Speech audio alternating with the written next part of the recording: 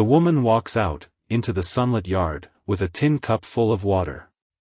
The noise in that yard dies all at once. Arizona Territory, 1876. High noon. Hot enough that the mules stand dead still in their traces, too beaten to swish a tail. There is an Apache man standing there. He has been standing a long while. Hat low, lips cracked, throat as dry as the dust under his boots. Over by the trough, a drifter leans back, grinning. Waiting. Nobody moves. Everybody watches. Behind the counter, a pencil stops halfway, through a number in a debt ledger. Out there, 2 hours ride away, down in a dry wash, somebody has just driven a line of fresh wooden stakes into the ground. Red cloth tied to every one. They run straight toward the water. No one in this yard knows that yet. The woman walks past the grinning man like he is a fence post. Then she holds the cup out.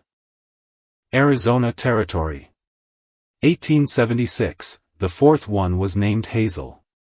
She had a laugh you could hear across a canyon. She had hands that could tan a hide in half the time it took most women. She had a father who owned more horses than any man in 3 bands combined, and every one of those horses was quietly, silently, on offer the moment Tocho said yes. He did not say yes. He said it the way he always said it. Gently. With his eyes down, not up, because looking a good woman in the eye, while you refused her felt like a small cruelty he was not willing to add to the larger one. He said thank you.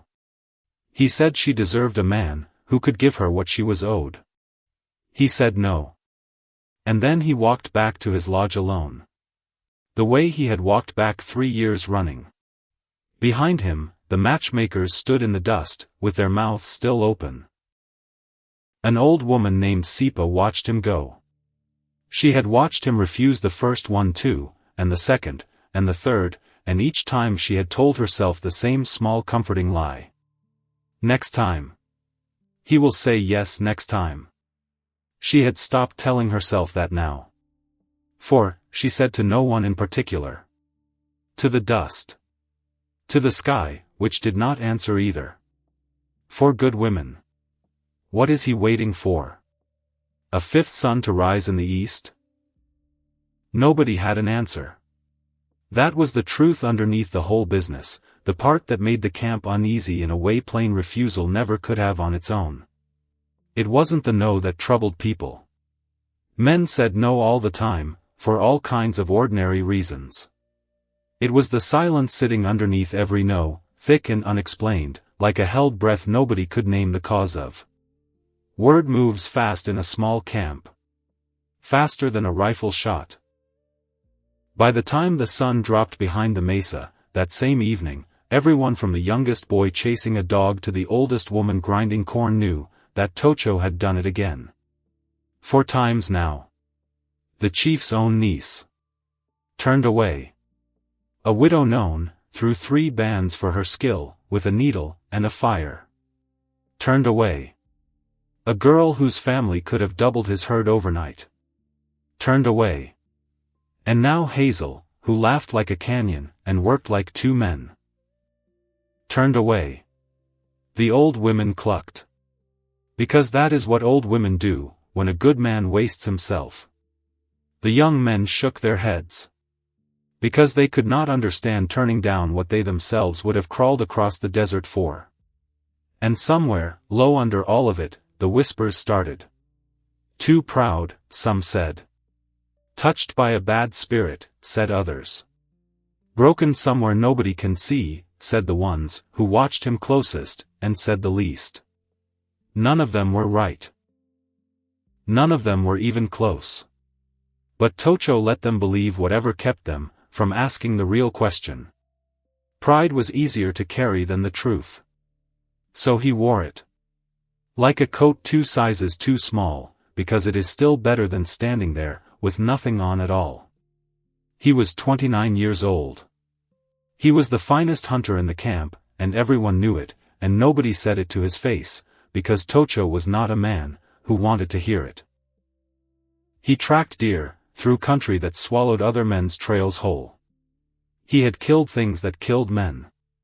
He had brought his people, through 2 hard winters, when the game went thin, and the old ones started counting how many mouths they could feed, and how many they couldn't. He was, in every way, that mattered to a band trying to survive, exactly the kind of man you built a future around. Which was the whole problem. Because a man like that was supposed to have sons. A man like that was supposed to have a wife standing in the doorway of his lodge, when he rode back from the hunt, and children running out ahead of her, and an old age waiting for him at the far end of it all, warm and full and surrounded. Tocho had wanted that once. He had wanted it, so badly it had a name. Her name was Tani.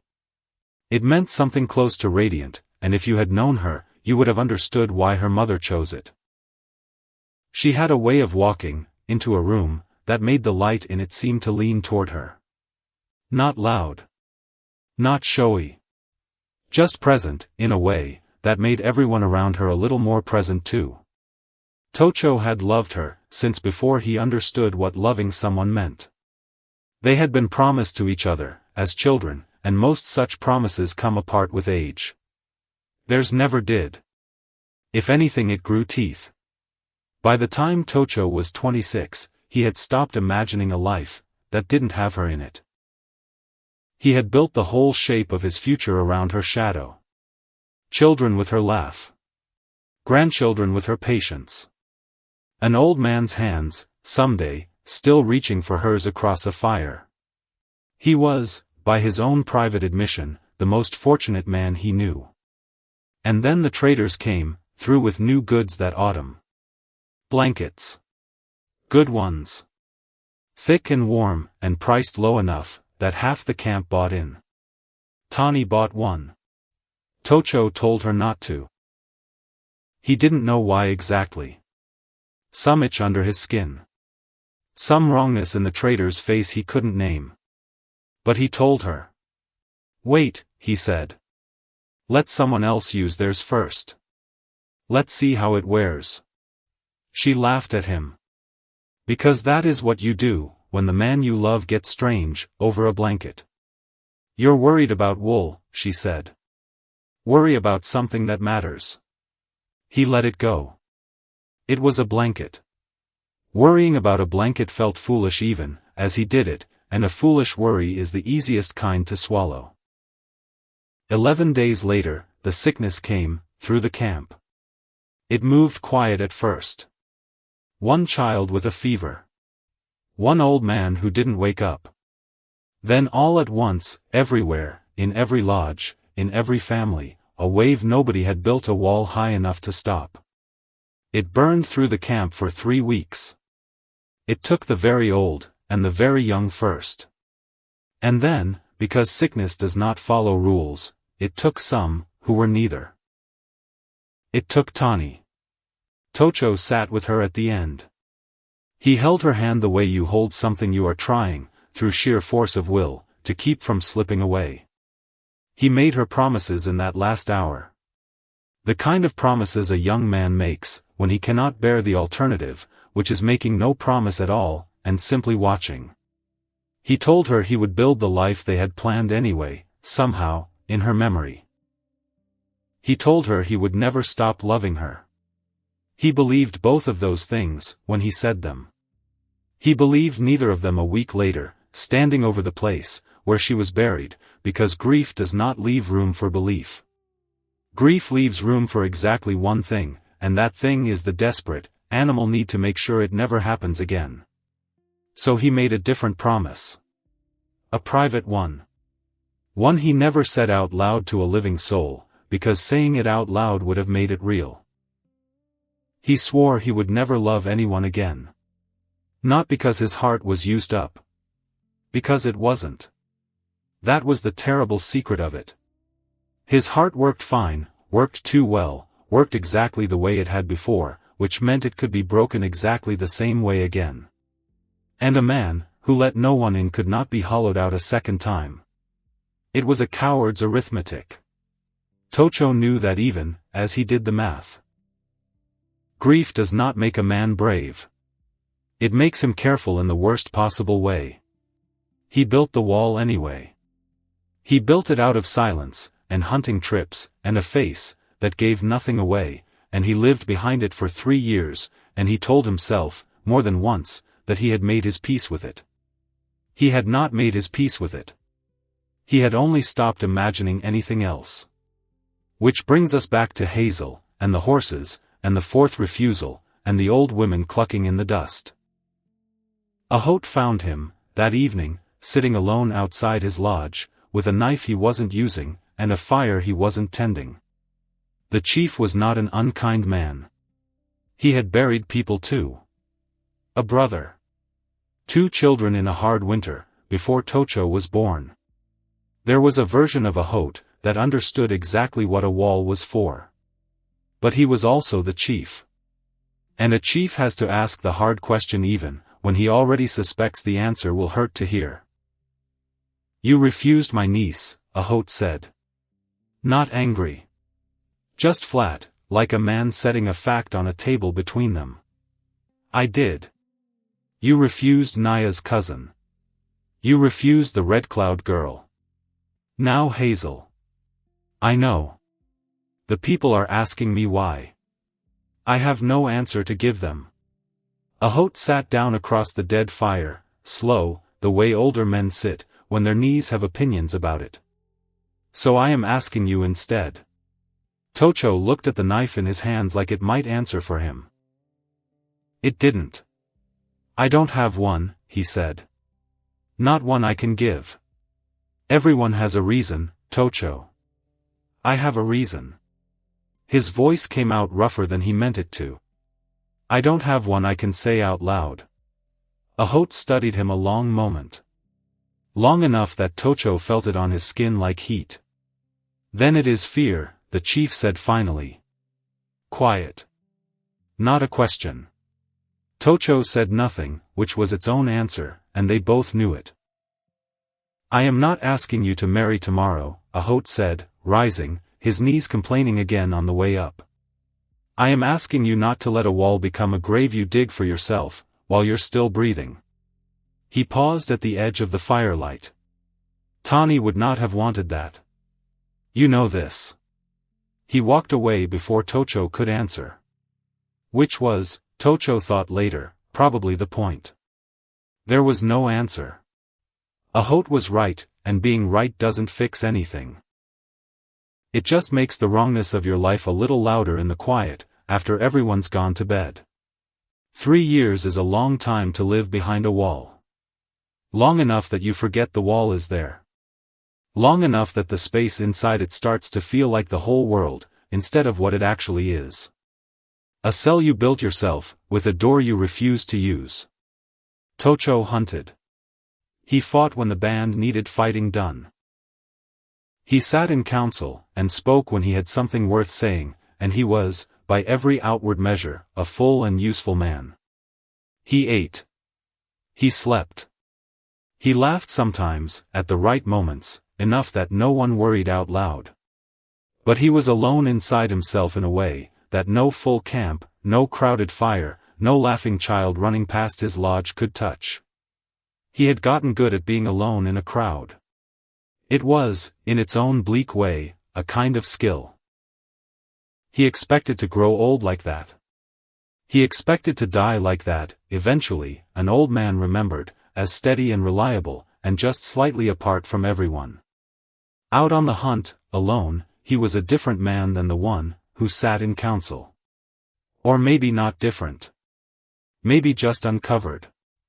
There was no one to perform steadiness for out there, no one to watch him, and worry, and so the wall got thin in places, thin enough that he could feel what was actually behind it. He would lie flat on a ridge for an hour, waiting on a deer that hadn't shown itself yet, and his mind would go, where it always went, when there was nothing else to occupy it. Tawny's laugh. The particular way she used to argue with him about nothing, just to watch his face, when he lost. The blanket. Always, eventually, the blanket. Because if he had only pushed harder, only forbidden it instead of just suggesting, maybe none of the rest of it would have happened at all. He knew that wasn't true. A man's mind does not care what is true at 3 in the morning, or lying still on a ridge, with a rifle across his arms, and nothing to do, but wait and think. Guilt does not need evidence. It only needs an opening, and grief leaves openings everywhere, for years, long after everyone else has stopped expecting you to still be finding them. He always made the kill anyway. Whatever was happening behind the wall, his hands still worked. His eyes still found the shot. That was, perhaps, the cruelest part of it. That he could carry all of that weight and still function, so well that nobody around him ever thought to ask if he was drowning. He had stopped imagining anything else. Until an ordinary autumn morning, 3 years and 2 months, after he buried Tawny, when a Holt asked for 2 men to ride south to Crane's trading post, with a load of hides, and for reasons Tocho could not have explained to anyone, least of all himself, he was the first to volunteer. The post sat where the wagon road crossed the river. A low structure of logs and mud chink with a stockade fence gone gray with weather, and a yard that always smelled like dust and mule sweat, and something faintly rotten underneath it that nobody could ever quite place. It was run by a man named Thaddeus Crane. Crane was not the kind of man you liked. He was the kind of man you tolerated, because there was nowhere else for 40 miles to trade hides, and Crane knew it, and Crane priced accordingly. He was thin in a way that looked less like hunger, and more like something being slowly, deliberately worn away. A man carved down by his own greed, until there was nothing left, but the greed itself, wrapped in a shirt that used to fit him. No Apache liked the post. Everyone went anyway, because you cannot eat pride, and pride does not buy powder or lead. Tocho rode in, with the hides slung behind him, and he felt the yard's temperature change the moment he crossed into it. The freighters loading their wagons.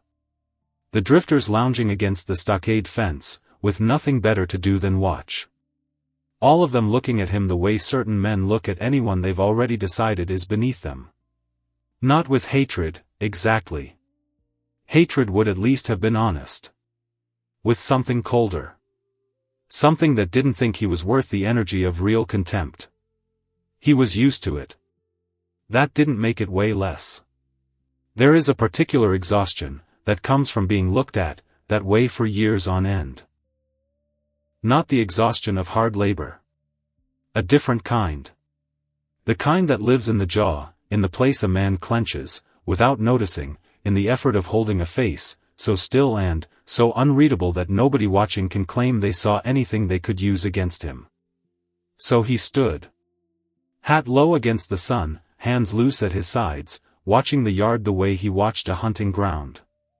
Every man's position noted. Every possible line of trouble mapped, without appearing to look at any of it directly. The heat did not care about any of that. It climbed anyway, steady, pressing down through the middle of the day, until even the mules in the yard had gone still, and sullen in their traces, and Tocho's mouth had gone, from dry to something closer to raw. Crane took his time at the counter, because making an Apache man wait was, for reasons Tocho had never bothered trying to understand, a form of entertainment for him.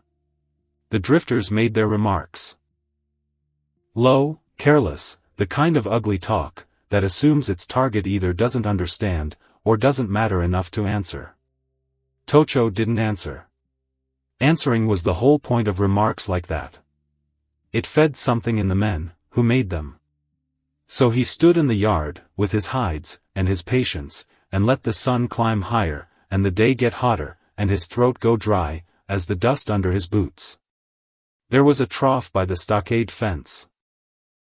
There was also a drifter leaning against it, grinning, daring with his whole slouched posture for the Apache man to come drink there, where a white man might have something to say about it.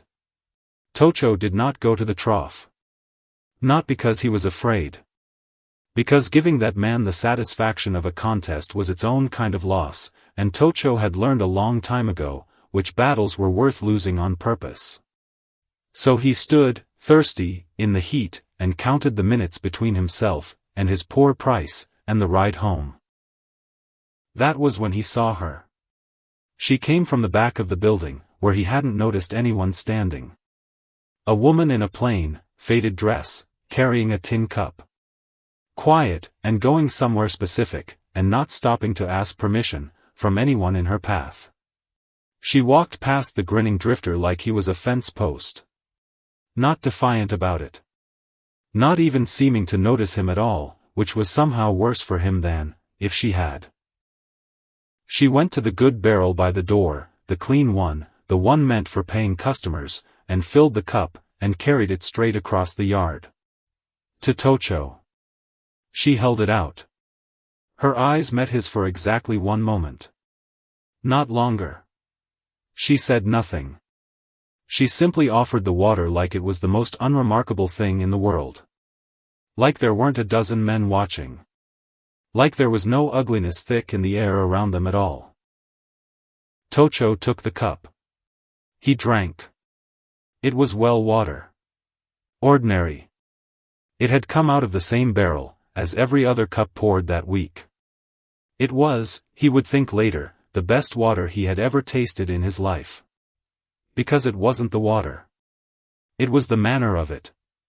She hadn't made a show of the kindness. Hadn't done it to spite the drifter, or prove a point, or be seen being good. If she had, Tocho would have understood it immediately, filed it away, as another small performance, forgotten it by the time he crossed the river on his way home. She hadn't performed anything. She had simply seen a thirsty man being made to suffer for no reason at all, and she had done the plain, unremarkable thing about it, and it had clearly cost her something. Because the drifter muttered low at her back, as she walked away, and somewhere behind the counter, Crane's face had gone tight, and displeased in a way, that meant trouble for her later. She had done it anyway. No performance. No fear. Nothing asked for in return.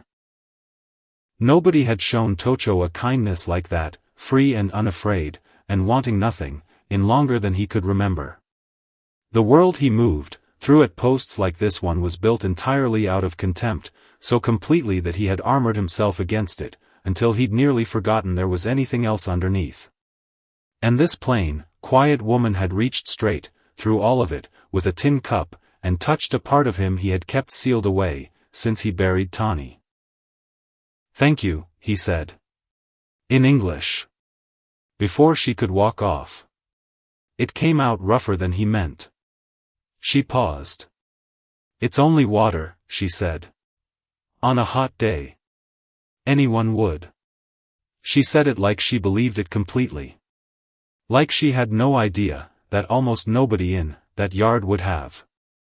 Like plain decency was, so natural to her, that being thanked for it felt slightly absurd. "Ruth." Crane's voice, sharp from the doorway, cutting the moment clean in half. She lowered her eyes. Took the empty cup. Turned and went back inside to whatever work the hard man kept her at. And she was gone. Her name was Verity Holt. Crane called her Ruth, which wasn't her name at all. A small daily cruelty, so worn in by now, that even Verity had mostly stopped correcting it, because correcting it cost energy she didn't have to spare, and changed nothing about how the day would go either way. It had started, as a mistake, years back, some careless slip on his part, and he had never once bothered to learn better. Some men simply do not spend the effort remembering the names of people they've decided don't matter. She was 30 years old. She had come west 6 years earlier, as a young bride, full of the kind of hope that only exists before you've had it tested. Her husband had staked a claim on a stretch of dry, stubborn land 2 days south of the post. Decent land, if you were patient with it, and he had been patient, and while it looked like patience might actually pay. Then his horse threw him crossing a wash swollen, from a storm upriver, and that was the end of the claim, and the marriage, and every plan Verity had ever made for herself, all in the space of one bad afternoon. She had no money. No family within 1,000 miles who'd claim her. No way home even, if home would have had her back, which it wouldn't. What she had was a piece of paper. A note her husband had signed, with Crane for supplies, and seed, most of it paid down, before he died, but Crane held the note, and Crane decided what it said, and there was no one in that country who was going to argue tenured arithmetic with a trading post owner on behalf of a penniless widow. So Verity worked it off. Or tried to. The debt Crane quoted her never seemed to shrink no matter how many years she put against it, and she had stopped, a long time back, expecting that it ever would. She cooked. She cleaned. She washed and mended, and hauled water, and scrubbed pots blackened by 100 travelers' meals, in exchange for a corner to sleep in, and just enough food to keep working. Crane was not, strictly speaking, cruel. He was worse than cruel, in some ways. He was efficient about it. He worked her like a tool he owned outright, and reminded her, whenever the mood struck him, exactly how fortunate she was to have even that. There had been a night, the winter before, when she'd asked him, carefully, the way you ask a rattlesnake to move off a path, what the balance on the note actually stood at now. Just a number. Just something to hold on to, some proof the years of work were adding up to anything at all. Crane had laughed. Not cruelly, exactly. Worse than that. Like the question itself was the funny part. You keep asking me that, he'd said, like it's going somewhere. I only want to know where I stand. You stand right here. He'd gestured at the kitchen, the pots, the whole small world he kept her in. Same as you stood yesterday. Same as tomorrow, most likely. He'd gone back to his ledger, without looking up again. Get some rest, Ruth. Big wagon train through Thursday. She had not asked again after that. Asking cost something, and bought nothing, and Verity had learned a long time ago to stop spending on debts that never paid out. Verity had gone quiet under it. Not broken. Quiet is not the same as broken, though from a distance the two can look alike. She had simply learned, the slow hard way, that women in her position always learn it, that speaking up brought trouble, and changed nothing, because nobody in that yard was listening anyway. She kept her head down. She did her work. Somewhere in the last few years she had let go, gently, without much drama about it, of the idea that anything good was still coming for her. She expected to grow old at that post, washing other men's dishes, invisible, until she was too worn to be useful, and Crane found some quiet way to be rid of her. But she had kept one thing, through all of it. The hardness of her life had not made her hard. She still saw people. Actually saw them, the way most folks stop doing once their own troubles get heavy enough. She still couldn't watch someone suffer for nothing, and simply let it happen in front of her. So when she looked up, from the back of the post, that afternoon and saw an Apache man standing in the heat, patient and thirsty, and being made small on purpose by men, who had nothing better to do, with their day, something in her, that Crane's whole operation hadn't managed to kill just quietly stood up, filled a cup, and carried it across the yard. Because anyone would. Even though, as she well knew, almost no one did. She was scolded for it that evening. Wasting good barrel water on an Indian, Crane called it, standing over her, while she scrubbed a pot she'd already scrubbed twice. She took the rough. Almost startled. Like the words didn't come out of him easily, like courtesy from a stranger was some rare weather he hadn't expected to walk into that day. She didn't dwell on it. Women who'd been made invisible, as long as Verity had learned early not to dwell on strangers, who looked at them twice.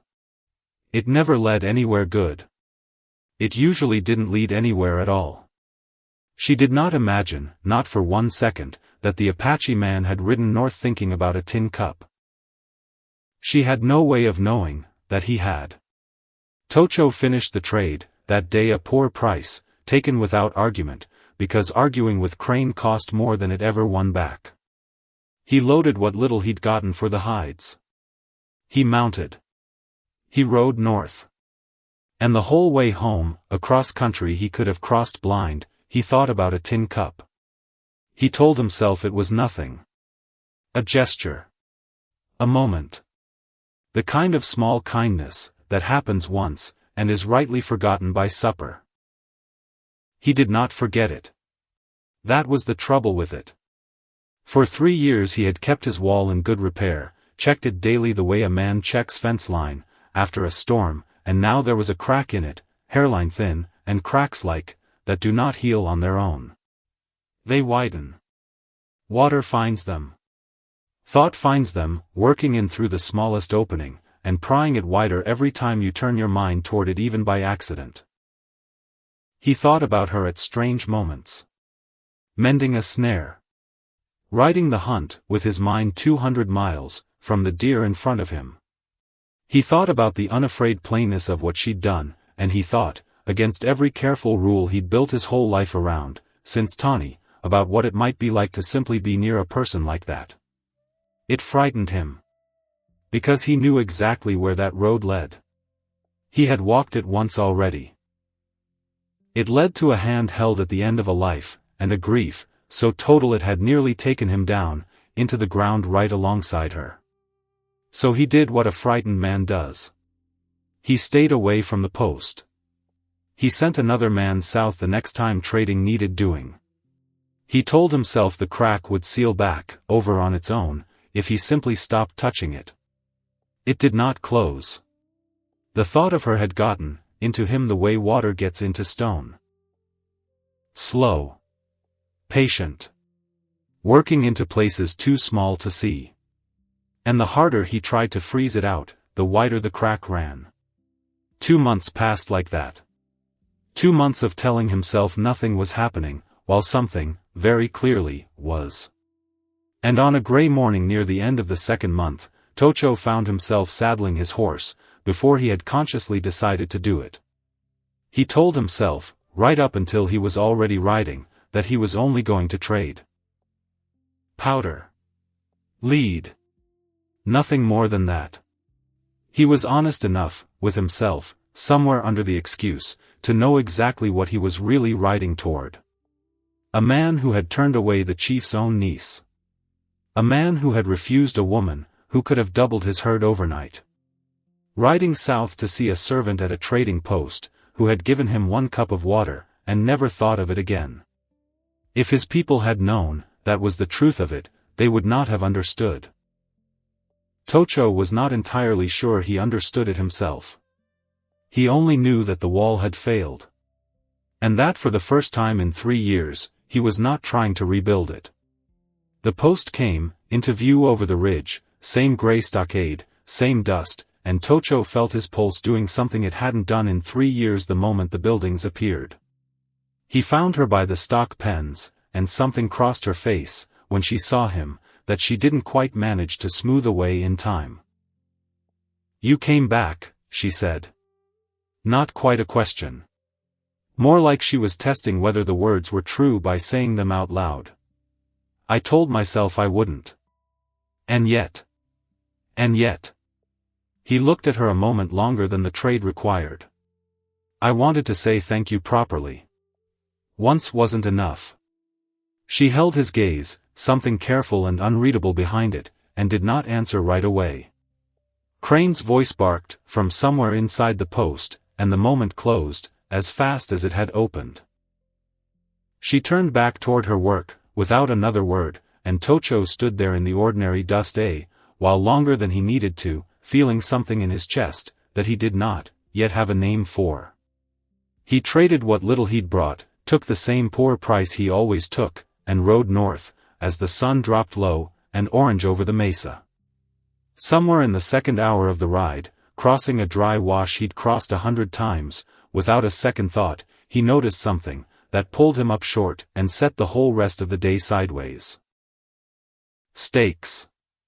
Wooden survey stakes, driven into the ground along the wash in a straight, deliberate line, with strips of red cloth tied to their tops.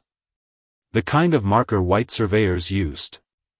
The kind Tocho had seen twice, before in his life, both times right, before a piece of land his people used stopped being available to use. He dismounted. Followed the line of stakes on foot for a 1/4 mile, and then further, because the line didn't stop, where he expected it to. It ran straight toward the spring at 2 Elk Rocks. The spring his own band drew, from every summer, when the smaller waters dried up.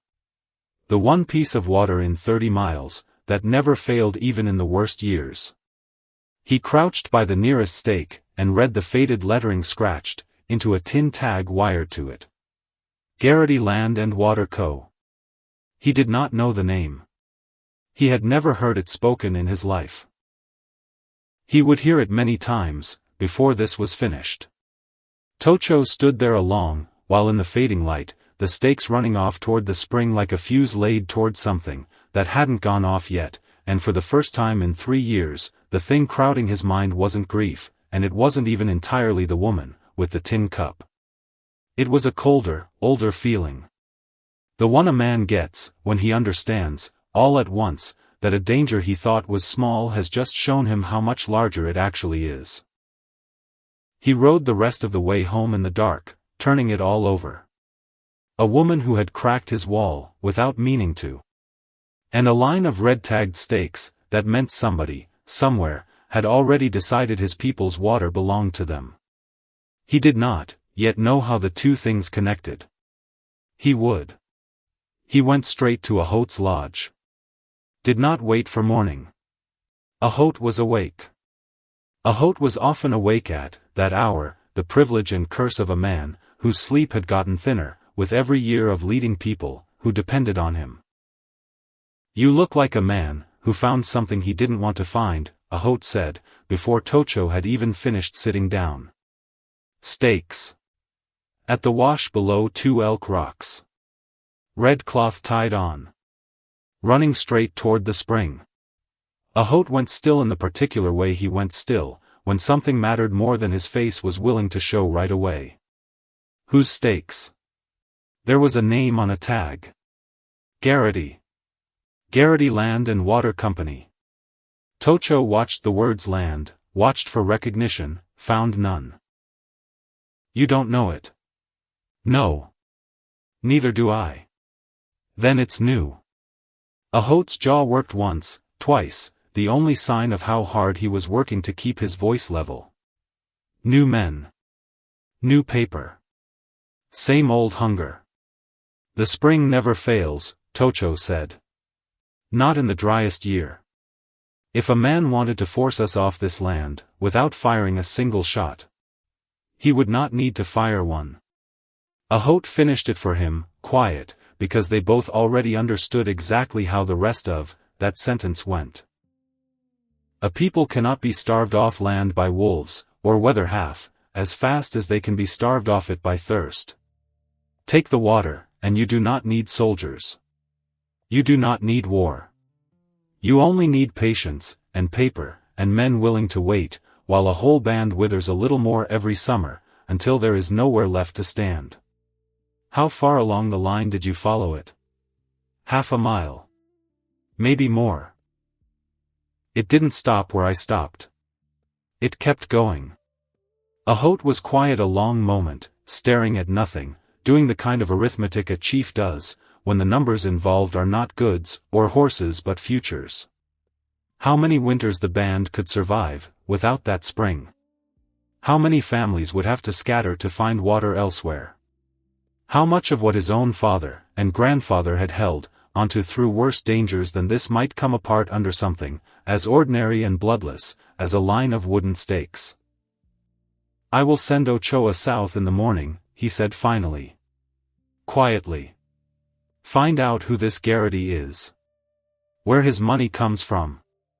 What paper he thinks he's holding, and whether anyone in the territory office would agree with him if it came to that. I can go." "No." Ahot's eyes came up sharp. "You just came from that direction. A second trip inside a week, and men who are watching that post will start wondering why an Apache rider keeps finding reasons to be there." Tocho said nothing to that. There was nothing safe to say to it, because Ahot wasn't wrong, and both of them knew exactly which reason Tocho actually had for wanting to ride south again, and it had very little to do with survey stakes. Ahot studied him a moment longer, something almost gentle moving behind the worry in his face. Whatever this is, Tocho. The stakes, and whatever else is pulling you back to that post. I think, before the snow comes, you will find they are not two separate troubles. What makes you say that? Because trouble rarely travels alone in this country, the old chief said. It comes in herds. Like everything else worth watching for. He rose, slow, the conversation closing the way it always closed, with a hoot. Not with an answer, but with something to carry, until the next one arrived. Get some sleep, he said. Whatever is coming, it is not coming tomorrow. But it is coming. Tocho walked back to his own lodge under a sky gone fully dark now, stars thick overhead, and he found that his mind, for once, would not settle on Tawny, or the wall, or 3 wasted years of careful arithmetic. It settled instead on 2 things, turning over and over against each other like stones in a fast current. A woman with a tin cup, who had cracked something open in him he'd thought was sealed for good. And a line of red-tagged stakes, running straight and patient toward the one water, that had never once failed his people, driven into the ground by a man, whose name he had never heard, before that afternoon, and would not stop hearing again for a long time after. He did not, yet know which of those 2 things would cost him more, before the year was out. He was about to find out they were, in fact, the same trouble wearing 2 different faces. Ochoa came back 9 days later, and he came back tired in a way that had nothing to do with the riding. He sat by a Holt's fire, with dust still on him, still on his boots, still in the creases of his hands, and for a long moment he didn't say anything at all. Which told Tocho more than words would have. A scout who has good news says it fast. A scout who has bad news lets the fire crackle while first, like he's still deciding how much of it you can carry. Tell it, a Holt said. Not unkindly. Just done waiting. Verity is real, Ochoa said. Real paper. Real money. Not some drifter, with a wagon of stakes, and a big mouth. How real? Real enough that the land office in the territory capital knows his name. Real enough that he's bought 2 other water rights this year alone, north of here, and both times the people using that water were gone, within the season. Ochoa's jaw worked once. He doesn't use soldiers. He doesn't need to. He uses paper, and patience, and men he hires, who don't wear uniforms, but carry themselves like they used to.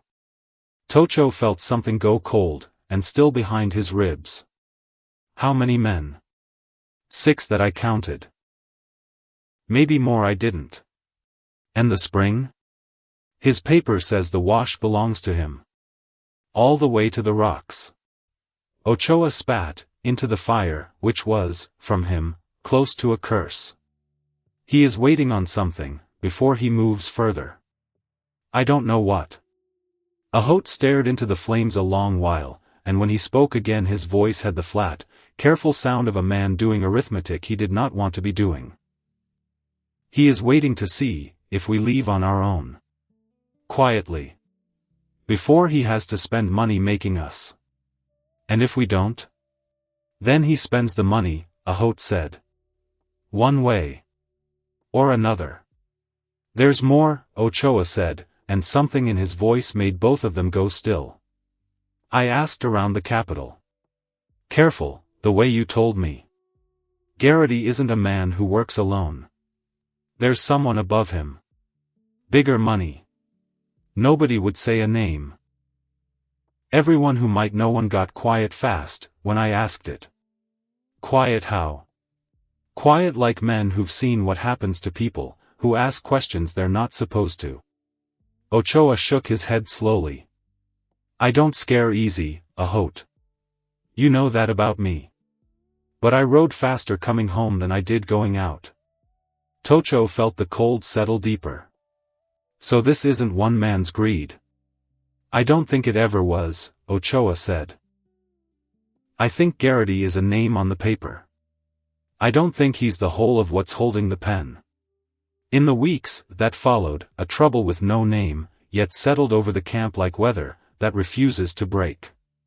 Tocho found himself riding south more than trade could ever account for. Officially, because someone had to keep watching what moved through that post, who came and went, whether Verity's hired men showed their faces there. Unofficially, and Tocho had stopped pretending, even to himself, that the two reasons were separate, because there was a woman at that post he could not stop thinking about, and every excuse to ride south was also, quietly, an excuse to see her. He told himself this was foolish. He told himself a great many things on those rides, none of which changed anything about what he did once he arrived. There was a morning, deep into that stretch of half-admitted visits, when he sat alone on the ridge above the river, with his rifle across his knees, and no deer anywhere in sight, and he let himself actually think about what he was doing instead of just doing it. Because this was insane. Because a man did not fall for a woman he'd spoken to only a handful of times, however many it had been now, he'd stopped counting, and that itself frightened him. Which was worse? Not counting, or counting and lying about it. Except it wasn't really about the counting. It was about the wall.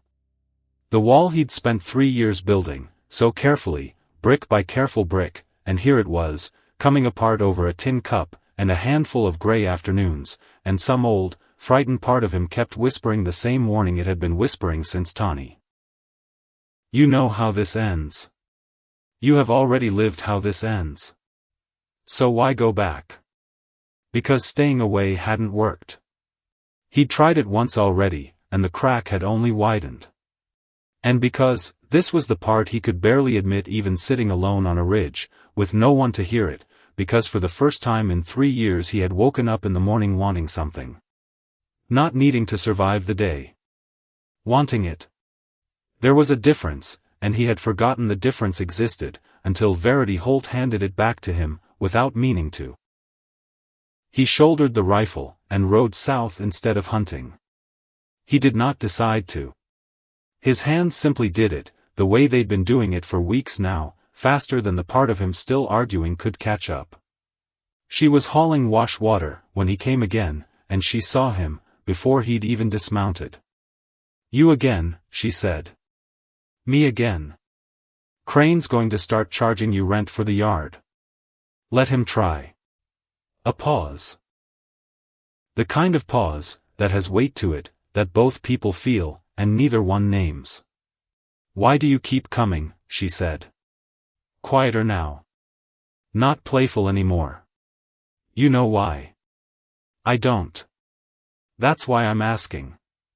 He looked at her a long moment, and something in his chest tightened, and loosened in the same breath, like a fist, that couldn't decide whether to close. Because I spent 3 years making sure nothing could reach me, he said. And you did it, with a cup of water. Without even trying. She went very still. That's not an answer, she said, but her voice had lost its edge. That's a confession. Maybe it's both. It went like that for weeks. Small visits. Small trades. Powder he didn't need, lead he already had plenty of, excuses so thin Crane surely saw, through every one of them, and simply didn't care, because Tocho always paid, and paying was the only language that mattered to a man like Crane. Each visit, a few more words. Each few words, a little more of the wall coming down in places Tocho had stopped believing could ever be rebuilt. He learned her name. Not Ruth. Verity. She told him quietly, once, when Crane was out of earshot, like handing him something fragile she wasn't sure he'd be careful with. He calls you Ruth. He's called me that for 6 years. I stopped correcting him early on. She said it flat, no self-pity in it, which somehow made it land harder than, if there had been. Costs less to just answer to it. Tocho didn't say anything to that. There wasn't anything to say, that wouldn't have sounded like pity, and pity was the last thing he wanted to hand a woman, who had clearly spent years refusing to ask for it. Verity, he said instead. Just the name. Testing the shape of it. That's me. A small, tired smile. Whoever that is anymore. She did not tell him, that day or any day soon after, what his visits were doing to her on the inside, because telling him would have made it real, and real things could be taken away. She had learned that lesson early, and learned it hard. Hope, for a woman in her position, was not a comfort. It was a liability. She had watched it happen to other women at other posts along that same river. A kind word, from a passing man, a promise made easy, because it cost the man nothing to make it, and then months later the same woman standing in a doorway, with nothing but the wreckage of believing someone. Verity had promised herself, quietly, years ago, that she would not be one of those women again. Expect nothing. Want nothing out loud. It was the only armor available to someone, with no money, and no family, and no way to walk off in any direction, that led somewhere better. So when Tocho kept returning, and the visits stopped feeling like accidents, and started feeling like something he was choosing on purpose, some old, careful part of her wanted to shut the door, before it opened any further. She did not shut it. That frightened her more than anything else about the whole business. Not that he kept coming. That she kept letting him. He learned, in pieces, over several visits, the shape of what was actually keeping her there. Because it wasn't loyalty. And it wasn't lack of anywhere else to go, not entirely. It was a piece of paper. My husband owed Crane for supplies, she said one afternoon, low, quick, the words of someone who has learned to say hard things fast, before her nerve runs out. Before he died. Most of it was paid down. Nearly all of it, by my counting. By your counting. I'm not allowed to see the ledger. A short, bitter breath, not quite a laugh. Funny thing about a debt you're not allowed to check the math on. It never seems to get smaller. Something in Tocho went very quiet, and very cold, the same cold he had felt listening to Ochoa describe survey stakes running toward the spring. Two different threats. Same shape underneath. Paper used as a leash on people, who had no way to argue with it. How much does he say you owe? Enough that I'll be an old woman, before it's paid. If it's ever meant to be paid at all. She looked at him then, steady, and there was something almost daring in it, like she expected him to flinch first, the way most men eventually did once a woman's troubles turned out to be heavier than they'd bargained for at the start. Don't, she said, before he could speak. Don't say anything that sounds like a promise. I've had enough of those, from men who meant them for exactly, as long as it was easy. I wasn't going to promise anything. Good. A pause. What were you going to say? That I don't think the debt is real. She went still. What? I've traded with men who cheat, Tocho said. For years. I know the shape of a fair debt, and the shape of one built to never close. Yours has the second shape. Verity said nothing for a long moment. When she finally spoke her voice had changed. Not hopeful, exactly, she'd clearly trained herself out of hope a long time back, but something had shifted underneath the flatness. Something almost dangerous, like a door, that hadn't been tried in years being tested, carefully, to see if it still moved. Even if that's true, she said. What am I supposed to do with it? Walk up to Crane, and tell him I don't believe his own ledger? No. Then what? Wait, Tocho said. And let someone find the proof instead of the argument.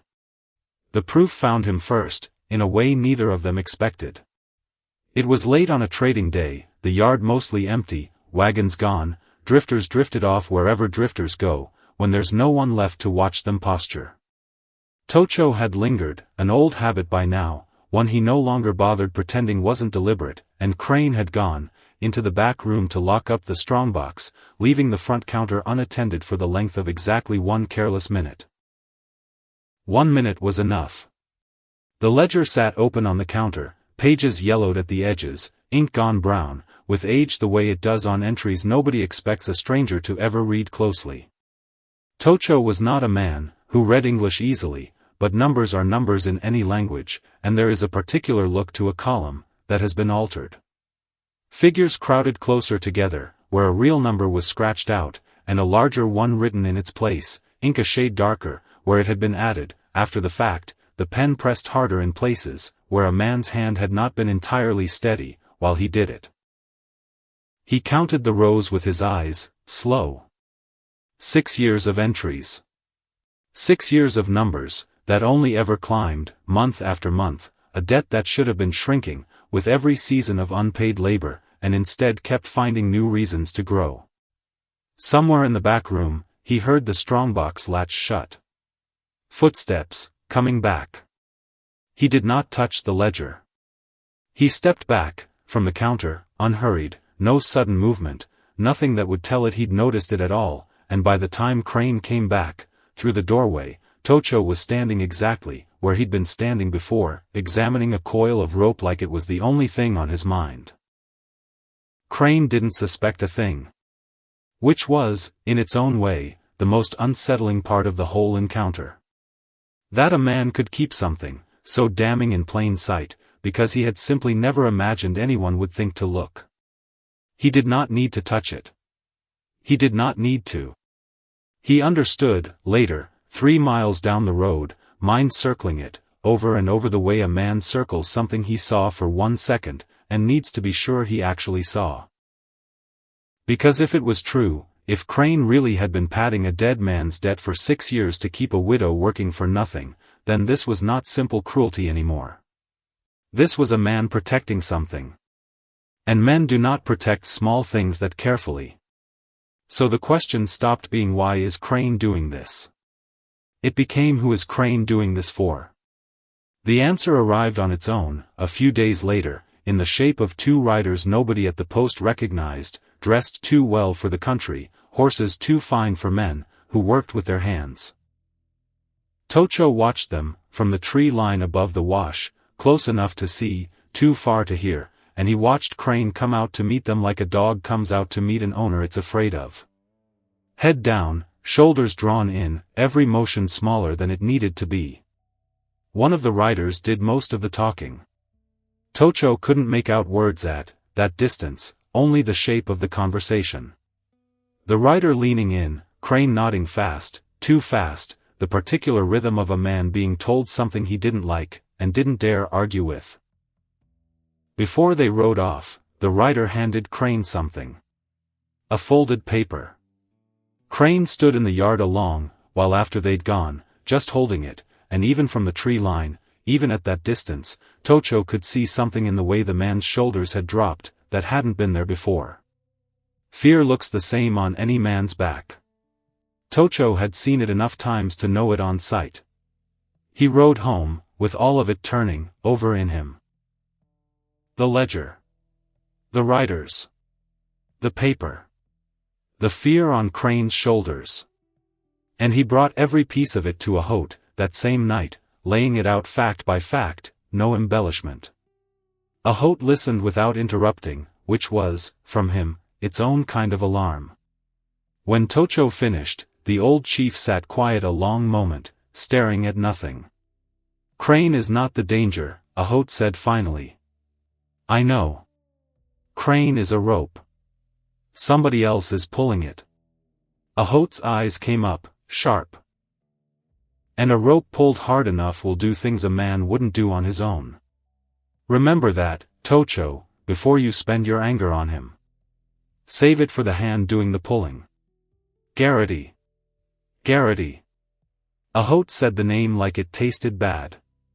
2 water rights bought this year already. Ochoa said the people using them were gone, within the season. He shook his head, slow. This is not a man asking us to leave.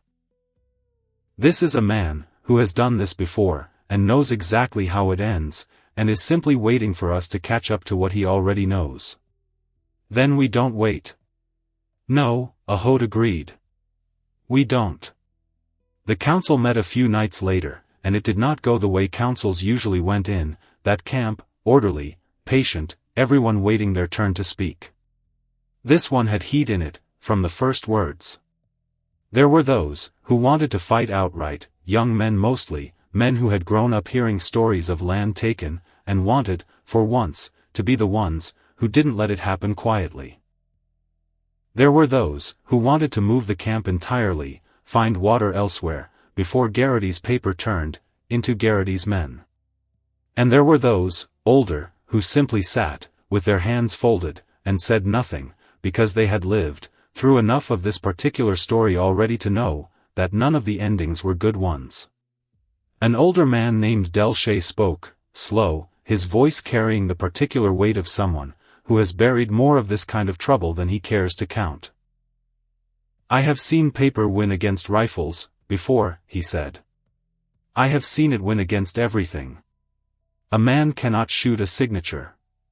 He can only shoot the men standing near it, and then there are soldiers, and then there is nothing left to argue over at all. He looked around the lodge. I am not saying do nothing. I am saying do the thing that does not end with our children burying us faster than we'd have gone otherwise. Then what do you suggest, old man? Tazba's voice, sharp, impatient. Wait? Watch the stakes creep closer every week, and do nothing but wait? I did not say do nothing. I said do the smart thing instead of the fast one. Delche's eyes didn't waver. There is a difference, boy, that you will understand better in 20 years than you do tonight. We fight, said Tazba, standing before he'd been asked to. We drive off whoever comes near that spring. And when soldiers come asking why an army of white men's hired guns went missing near Apache land? Ahot's voice was calm, but it cut through the room anyway. You would trade a slow danger for a fast one.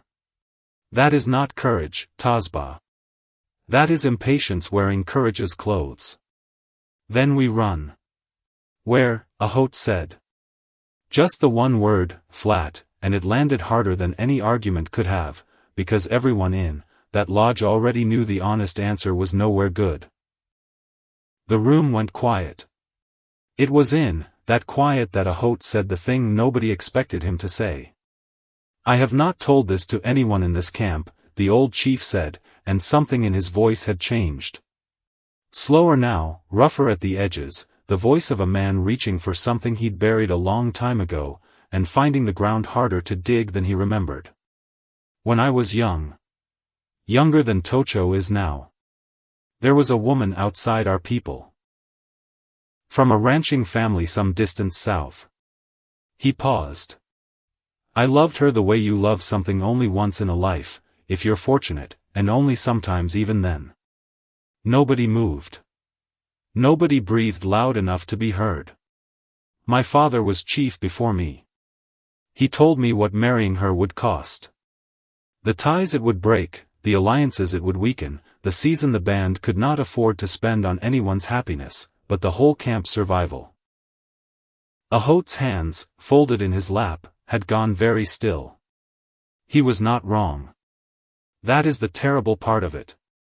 He was not wrong, and I let him be right, and I gave her up for the good of people, who never knew her name, and never will. What happened to her? Tocho asked. Quiet. He had never once heard this story. She married a rancher some years later. A good man, I am told. She had children. A long life. Ahot's mouth did something that wasn't quite a smile. I became chief. I have led this band through droughts and sickness and wars I did not want. I have done, I believe, some good with the years I was given. He looked up, and his eyes found Tocho's directly. And I have never once stopped wondering what the other life would have looked like. Not with regret exactly. With something quieter than regret. Something that just never fully goes away. He let that sit a moment. I tell you this, he said, not so you pity an old man's ledger of what might have been. I tell you, because I watched a young man refuse 4 good matches for reasons nobody understood, and I did not understand it either, until I watched him ride south again, and again to a trading post for a woman, with nothing to offer this camp but herself. He shook his head slowly. I will not be the father, who tells his son to give that up for the sake of convenience. Not twice in one family's story. I did that once already, to myself, and I have carried the weight of it ever since. He turned back to the room, to the divided, restless faces waiting on him. We will not run, he said, his voice finding its chief's weight again. And we will not throw the first blow, because the first blow is exactly what Verity is waiting for. An excuse, on paper, to bring soldiers down on all of us instead of just buying us out quietly. We will do the harder thing. We will find the proof that his claim on that spring is built the same way Crane's ledger was built. Rotten underneath, however clean it looks on top. And we will use it the way water uses stone. Slow. Patient. Until the thing that looked unmovable simply isn't anymore. It should have stayed that patient. It did not stay patient for long. Because whatever pressure the two well-dressed riders had put on Crane, it did not ease off, after they rode away. It got worse. Tocho could see it every time he came south now. Crane thinner somehow, even than before, his hands quicker to shake, his temper shorter, with everyone, and worst of all, shortest with Verity. She started wearing it. Not bruises, not yet, but the particular exhaustion of a person absorbing someone else's panic every single day, because there is nowhere else in the building for that panic to go. He's different, she told Tocho, low, on a gray afternoon, with Crane occupied inside. Worse than usual. Something's got its hand around his throat, and he's taking it out on whoever's closest. You, Tocho said. Not a question. Me. She didn't dress it up. I broke a crock yesterday. An accident. He went at me like I'd burned the whole post down. Something in Tocho went very still, and very dangerous. The particular stillness of a man deciding, in real time, exactly how much longer he was willing to watch this happen, from a distance. Verity. Don't. She said it fast, already knowing where his voice was headed. Don't do anything that gets you shot in this yard. That doesn't fix anything. It just gets one more grave dug, and I've had enough of those in my life already, thank you. I'm not going to let him hurt you. You're not here every day.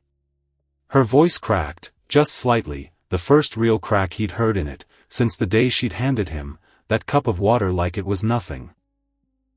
I am. So don't make promises about a place you only visit. He had no answer for that. It was true, and truth doesn't care how much a man wants to argue with it. He came back a few days later anyway, because staying away had never once worked, and he'd stopped pretending it might. The yard was wrong the moment he rode in. He felt it before he understood it. The particular silence of a place holding its breath, wagon stopped mid-load, a drifter by the fence watching the main building instead of watching Tocho for once, which told him whatever was happening inside mattered more than the usual sport of staring down an Apache rider. He heard Crane's voice first. Raised. Ugly. Then he heard the sound that stopped him from thinking at all. The flat, wet crack of a hand meeting flesh, and Verity's voice, cut short, and Crane's voice rising again, over it, something about a broken crock, about ungrateful, about 6 years of feeding a mouth that couldn't even hold a plate steady. Tocho was off his horse, before he'd decided to be.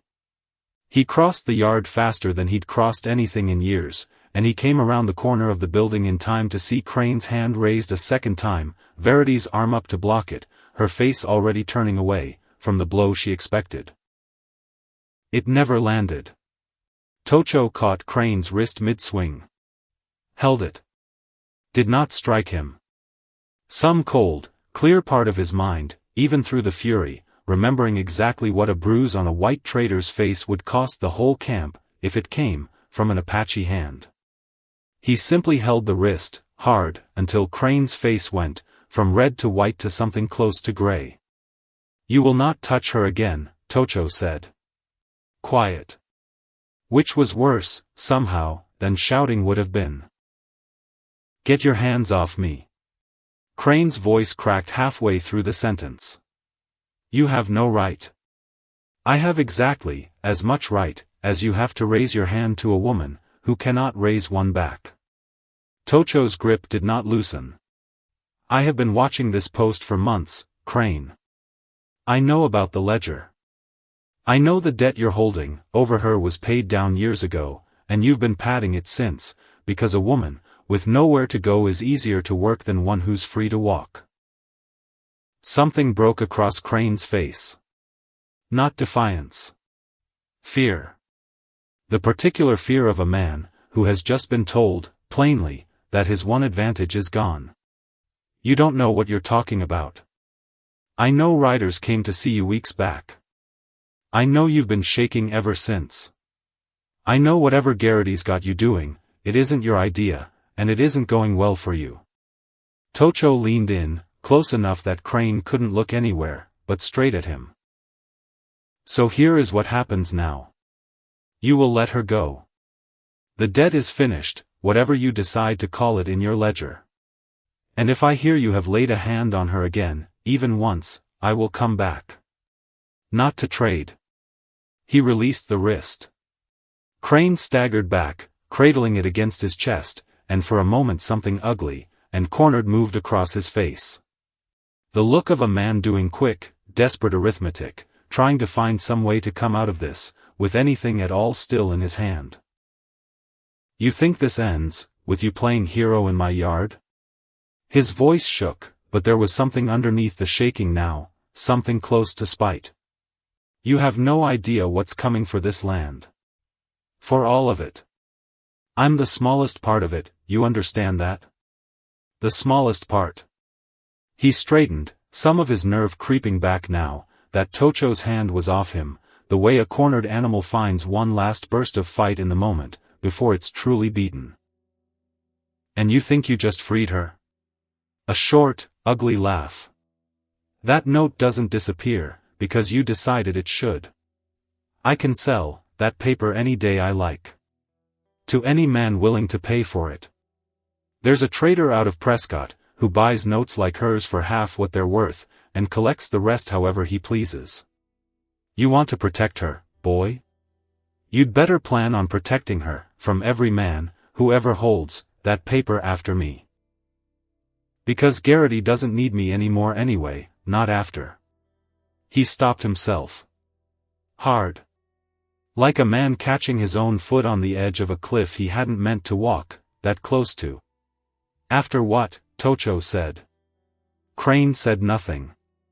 His eyes had gone somewhere else entirely, past the yard, past Tocho, past all of it, to whatever private terror had put those riders on his doorstep in the first place.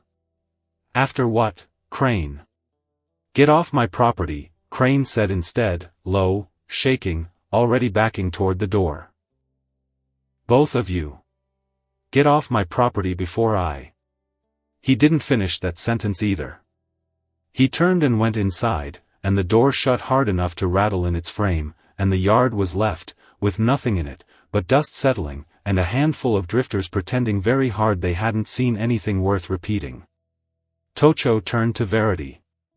She was standing very still, one hand pressed to her cheek, where the first blow had grazed her, before he caught the second, and her eyes, when they found his, were wide with something that wasn't quite fear, and wasn't quite relief. Something in between. Something that didn't have a clean name. You shouldn't have done that, she said. Quiet. I know. He could have you arrested. Worse. I know that too. Then why? Because I have spent 3 years telling myself that not caring about anyone kept me safe, Tocho said, and his voice, for the first time in longer than he could remember, did not sound careful at all. And I was wrong. It didn't keep me safe. It just kept me alone. I would rather stand in this yard, and lose something than spend one more year behind a wall pretending I never had anything worth losing. Verity looked at him a long moment, her hand still against her cheek, the whole yard silent around them like it too was waiting to see what she'd say. "He said Verity doesn't need him anymore," she said finally. "What did that mean?" "I don't know. I don't like not knowing." "Neither do I." Tocho looked toward the shut door, toward whatever fear was curled up behind it, gray-faced and cornered, and dangerous precisely, because it had nothing left to lose. "But I think we're about to find out. And I don't think it's going to be small."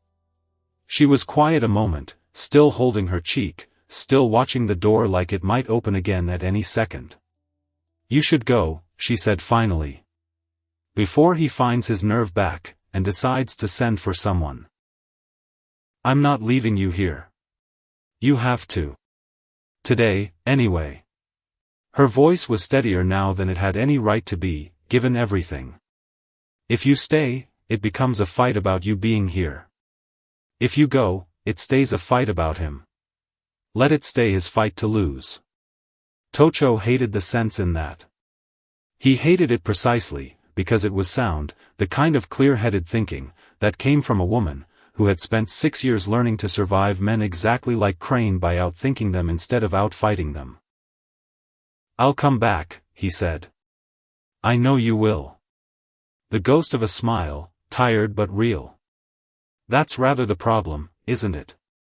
He rode north, with the sun already dropping, the weight of everything he'd learned, that day pressing harder on him, with every mile. The ledger. The writers. The deadline Crane had nearly named, and then swallowed back. And underneath all of it, quieter but no less insistent, the memory of her hand against her cheek, and the particular, dangerous calm that had settled over him the moment he'd caught Crane's wrist. He had told himself for 3 years, that caring about no one kept him safe. He understood now, with a clarity, that felt almost violent in how completely it had arrived, that it had only ever kept him useless. A man who cared about nothing could not be moved to act on anyone's behalf. He had spent 3 years being safe, and small and entirely beside the point. He did not intend to spend a 4th year that way. He thought of a Holt story, from the council fire, of a young chief, who had let a father's caution decide his whole life for him, and had carried the shape of that missing life quietly ever since, never once complaining, never once fully letting it go either. He did not want that kind of ledger for himself. Not the kind you carry in silence for years on end, adding entries nobody else ever sees, until the weight of what might have been outweighs everything you actually built instead. Whatever this cost him, Crane's threats, Verity's paper, whatever fear was folded up small in that back room waiting to grow larger, he would rather pay it now, plainly, than owe it quietly for the rest of his life. Behind that door, in the dim of the back room, Thaddeus Crane sat, with his shaking hands pressed flat against the counter, staring at the folded paper the writers had left him weeks before. He had not shown it to a single soul. Not to Verity, not to the drifters, who drank at his counter, and gossiped about everything under the sun, not even to the wife he wrote to twice a year in Missouri, and never quite told the truth to about how badly this post had gone. He had read that paper more times than he could count, and every time he read it, the words sat the same way in his stomach. Cold, and final, and entirely out of his control. It gave him a deadline. 11 days, now, and counting down faster than he liked to think about. Secure the land around the spring, the paper said, by whatever means available, or forfeit his own stake in the post entirely. The one thing in this hard, ugly country that was actually his, signed over to men, who would not ask him twice, before taking it. And at the bottom of the page, in a hand far steadier than his own, was a name he had seen written more times than he cared to count, over the past months, though he had never once said it aloud to a living soul. Crane folded the letter back along its worn creases, the way he'd folded it 100 times already, and sat along, while in the dark, with only the sound of his own breathing, and the fading noise of hooves outside, growing smaller, heading north. Whatever came next, it was no longer only about a spring, or a ledger, or a widow's debt. It was about to become considerably larger than any of them yet understood.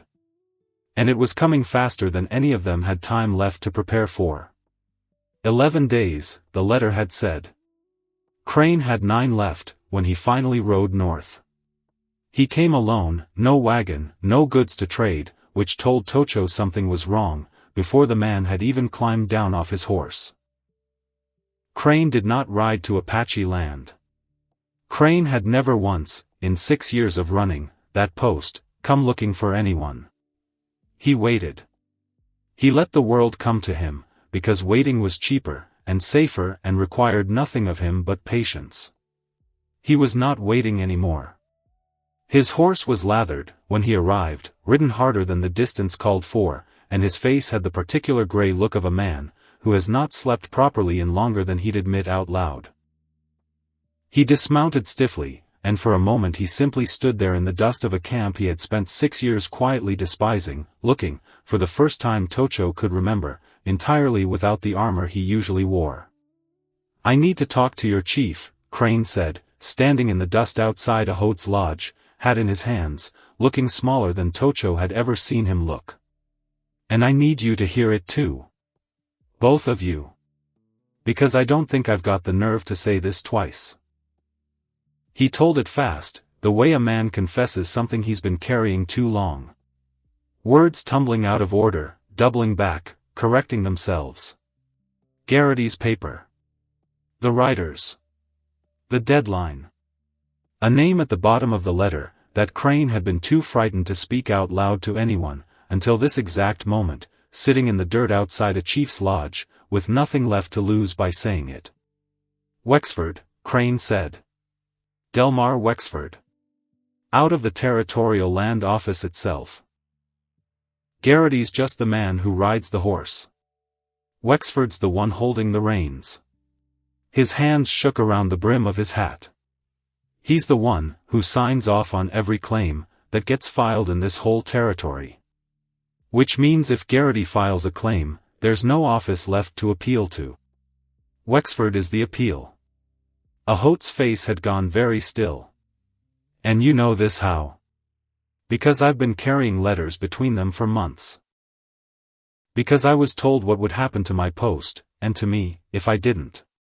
I've seen that name written more times than I can count. I never once said it out loud, until just now." Crane's voice cracked on the last word. "I'm not a brave man, Holt.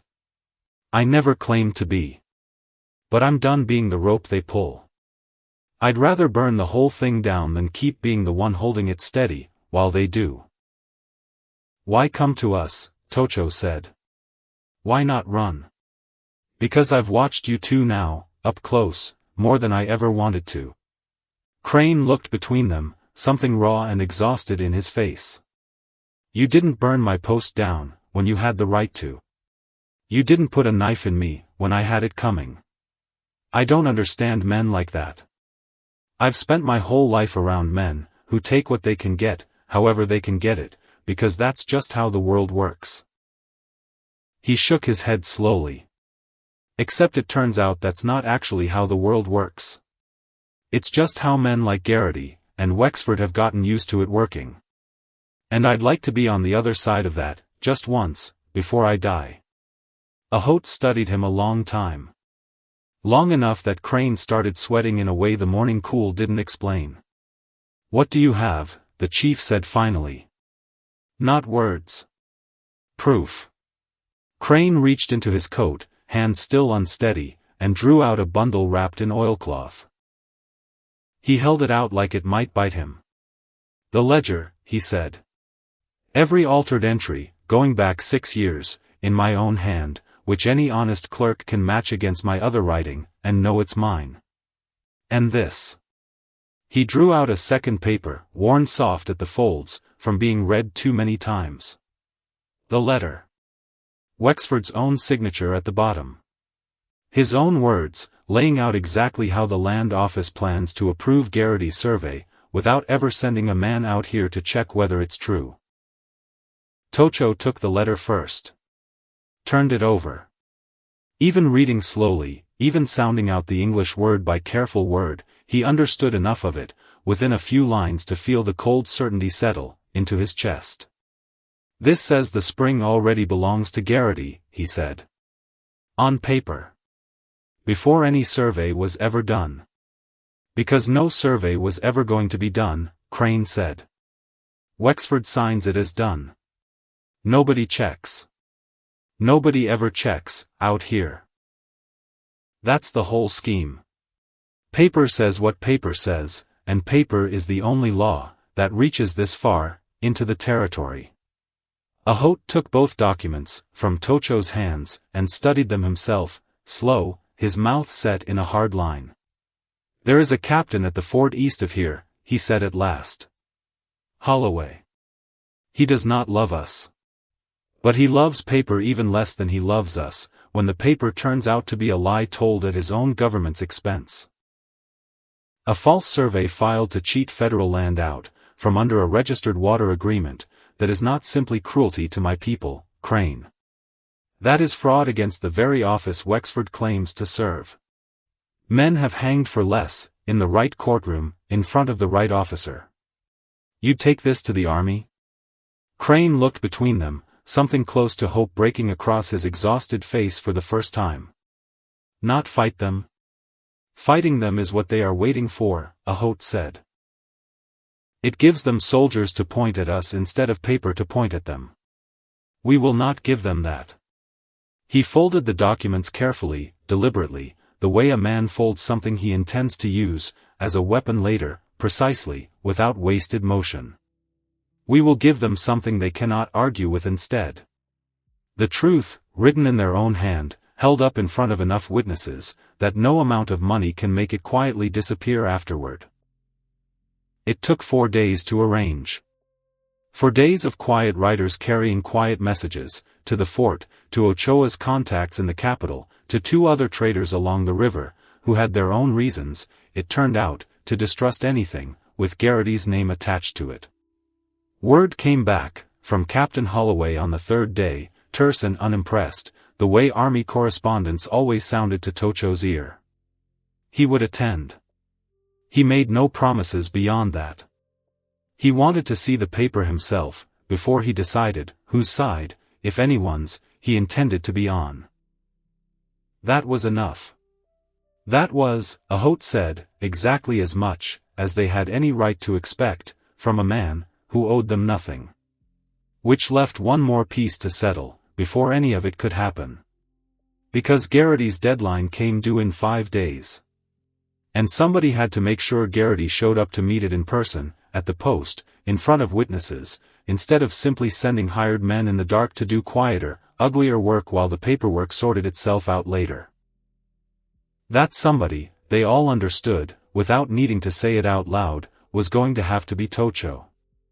He rode south a final time, before it all came to a head, and this ride felt different, from every one before it. Not the careful, half-guilty rides of a man telling himself he was only there to trade, and not even the reckless ride of the day he'd caught Crane's wrist mid-swing. This ride felt like walking toward something, with his eyes open, which was, he was beginning to understand, an entirely different kind of frightening than walking toward something blind.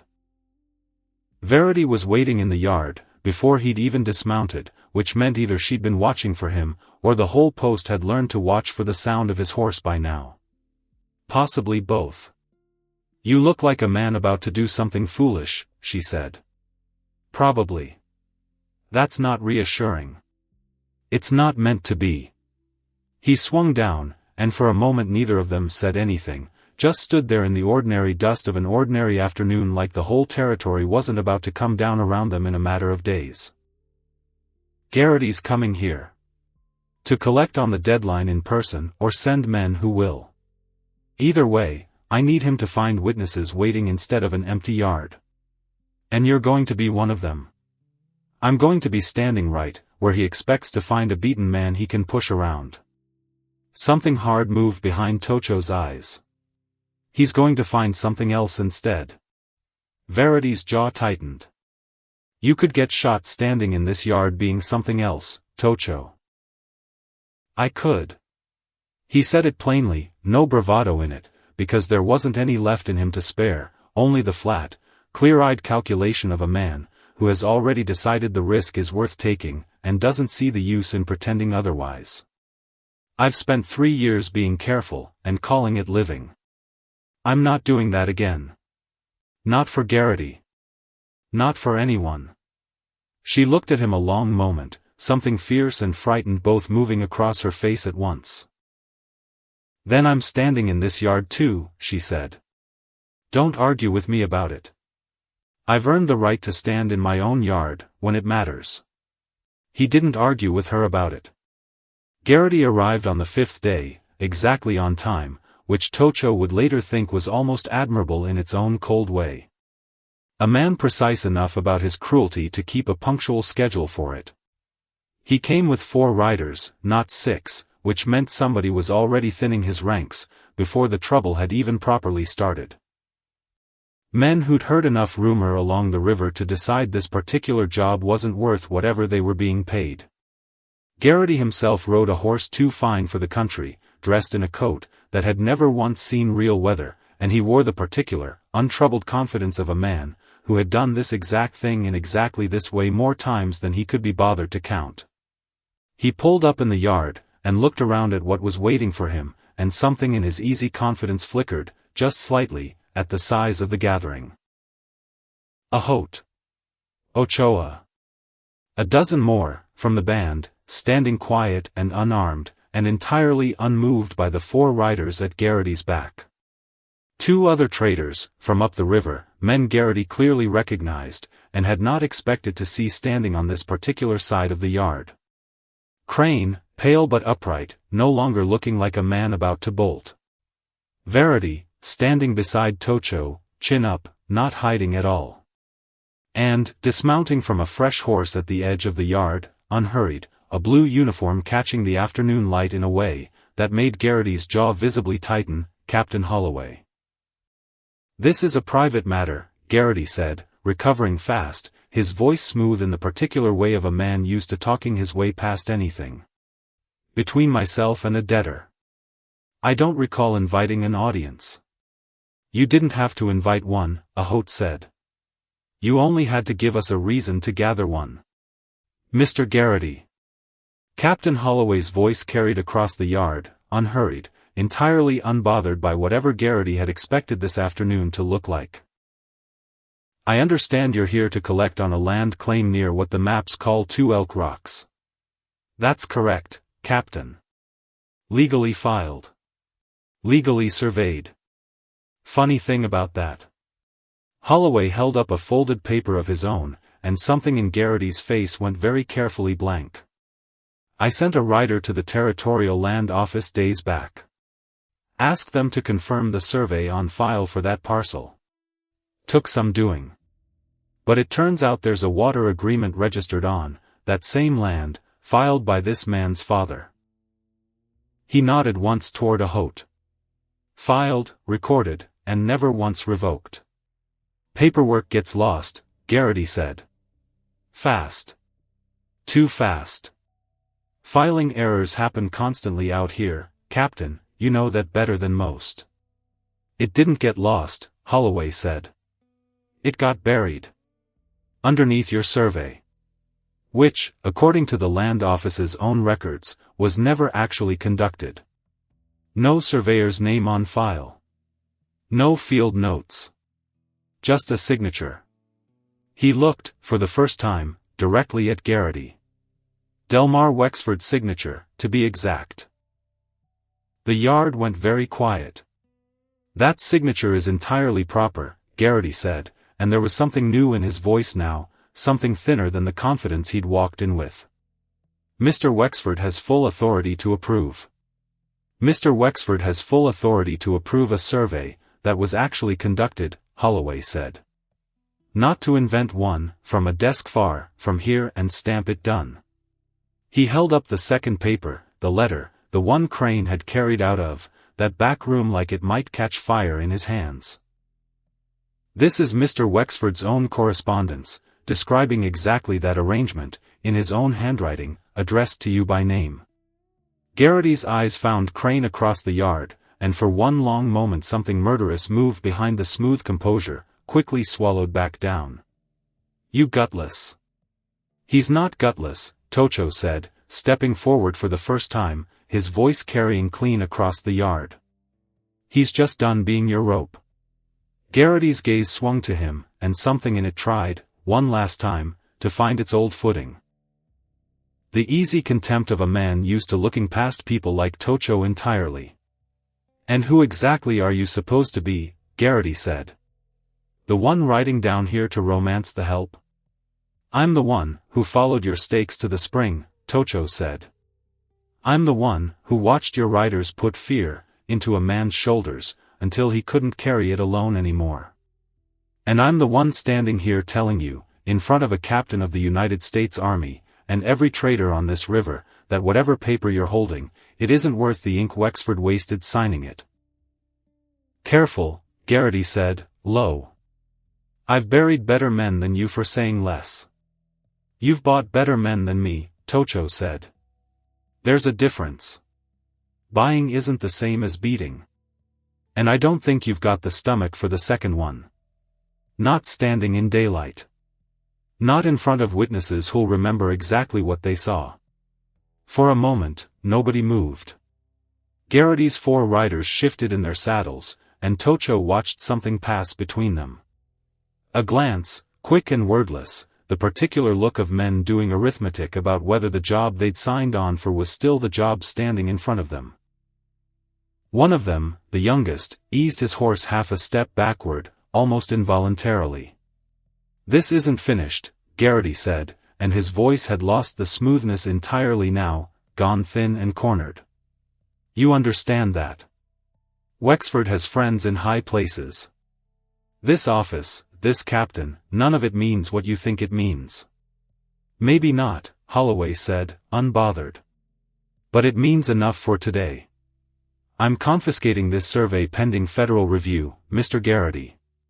You're welcome to contest it through proper channels. I'd suggest you do that from somewhere considerably further from this river than you are right now. You have no authority to run me off this land." "No," Holloway agreed. "But I have every authority to arrest a man for filing fraudulent federal documents, and I imagine that's a conversation you'd rather not have in front of this many witnesses either." He let that sit a moment. "Your choice, Mr. Verity. Today." Verity looked around the yard one last time. At Holt's unmoved face, at Crane standing straighter than he had in months, at the 2 traders, who would carry this story up and down the river for years regardless of what happened next, at Tocho, and last, longest, at Verity standing beside him, with her chin up, and nothing left in her, that Verity's kind of fear could reach anymore. Whatever calculation he was running behind his eyes, it came out the only way it could. He turned his horse. "This isn't the last you'll see of men like me," he said, to no one in particular, to all of them at once. "There's always another Verity. Always another Wexford behind him. You've won today. That's all this is. Today." "Maybe," Holt said, quiet, letting the word carry across the whole yard. "But today is the day we were given to stand in. We stood in it." Verity said nothing to that. He rode out, with his 4 remaining men trailing behind him, none of them looking back, and the dust of their leaving hung in the afternoon light along, while after the sound of hooves had faded. Captain Holloway watched them go, unhurried, and then turned to Holt, with something almost like respect in his weathered face. "I'll file my report tonight. It won't be the end of it, not entirely. Men like Wexford don't disappear, because one survey falls apart under them. But it buys you time, and it buys you standing, and out here that's very often the whole of what a man can hope to win in a single afternoon." "It is enough," Holt said. "We did not expect the whole war won in one yard. Only this one battle." Holloway nodded once, mounted, and rode east, without further ceremony. Nobody spoke for a long moment, after they'd gone. Then Crane, standing alone at the edge of it all, let out a breath that sounded like it had been held for months straight. "I don't know what happens to me now," he said, to nobody, to everyone. "I gave testimony against the men who own the paper on half this post. You did the right thing, Verity said. Quiet. Surprising herself, maybe, with how much she meant it. Doesn't mean it won't cost me. No, she agreed. It probably will. A pause. Most right things do. It was later, that same evening, the yard mostly emptied, the captain and his men gone east again, that Tocho finally turned to the one piece of business he'd been carrying, unfinished, for longer than he wanted to admit. He found Verity by the good water barrel, the same one, he realized, the exact barrel she'd drawn, from that first afternoon, a whole lifetime ago now. I have something for Crane, he said. Before I say anything else. Crane looked up, from where he sat, exhausted, on an overturned crate. The debt, Tocho said. Whatever's left of it in that ledger of yours. I want it settled. Tonight. In front of her. Crane didn't argue. He didn't have the strength left to argue about anything, and some part of him, the part that had spent months being slowly crushed under a fear far larger than his own greed, looked almost relieved to finally set something down. He went inside. He came back, with the ledger, and with a single page torn free of it, and he held it out to Verity, with hands that had finally, after 6 years, stopped shaking. Paid in full, he said. However that's ever meant to be measured against 6 years. Consider it done. Verity took the page. Held it a long moment, looking at years of her own life reduced to a column of numbers a man had lied about to keep her working for nothing. Then she walked to the fire pit, and without a word, without ceremony, she fed it to the flames. Tocho watched the paper curl, and blacken and disappear, and something settled in his chest, that felt, for the first time in longer than he could measure, like the absence of weight rather than the presence of it. Verity. She turned. He had brought, tucked inside his shirt, a tin cup, not the one, from that first afternoon, he'd had no way to keep, that one, but one he'd carried filled, with clean water the whole ride south. He held it out to her now. You gave me water, when I was thirsty, he said, and no one else in that yard would have. You did it, without fear, like it was nothing, and it cracked something in me, that had stood shut for 3 years. His voice, usually so careful, so measured, came rougher now than he'd meant it to. I'm giving it back. Not the water. What the water meant. Someone who sees you. Someone who stands between you and the cold. Verity's hands were not steady, when she took the cup. I am asking you, Tocho said, to leave this post. To come north with me. To be my wife, and never wash another man's dishes to pay off a lie. You refused 4 women of your own people, Verity said, her voice unsteady, echoing words she'd clearly been carrying, unspoken, for longer than she'd let herself admit. Women who could have brought your band horses, and ties, and honor. And you're asking me. Because every one of them was a door I was too afraid to open, Tocho said. And you were a cup of water I didn't know I was dying of thirst for. She drank. And then she said yes. She left that post the following morning, with nothing but the faded dress on her back, and an old tin cup pressed carefully, into a saddlebag, and if Crane felt anything watching her go, regret, relief, the particular grief of a man losing the only person who'd ever quietly kept him decent despite himself, he didn't say it out loud. He only stood in the yard while after they'd ridden out of sight, alone with a post, that had cost him nearly everything to hold on to, wondering, perhaps for the first time in years, whether holding on to it had ever actually been worth the price. The camp did not welcome her all at once. Holt had warned Tocho of exactly that, months before, and the old chief had not been wrong about a single word of it. There were those in the band, who never fully softened, old wounds, old losses at the hands of settlers, who looked like her, wounds that a single act of kindness, from one woman could not simply erase, and Tocho did not expect it to. He had not brought Verity home expecting instant welcome. He had brought her home, because the alternative was a life spent behind a wall, and he was done with that particular kind of safety. The winter that followed was hard, the way the first winter always is. Verity earned her place the only way she knew how, one quiet day at a time. The same slow patient decency, that had first carried a cup of water across a hostile yard now carried her, through 100 smaller tests nobody officially set for her, but everyone was quietly watching regardless. She nursed a sick child, through a fever, that frightened even the camp's most experienced healer, sitting up 3 straight nights, without complaint, without once mentioning afterward how frightened she herself had been. She gave away half her own share of dried meat during the hardest stretch of that winter to a widow, with more children than food, and said nothing about it to anyone, and would have denied it entirely, if anyone had asked.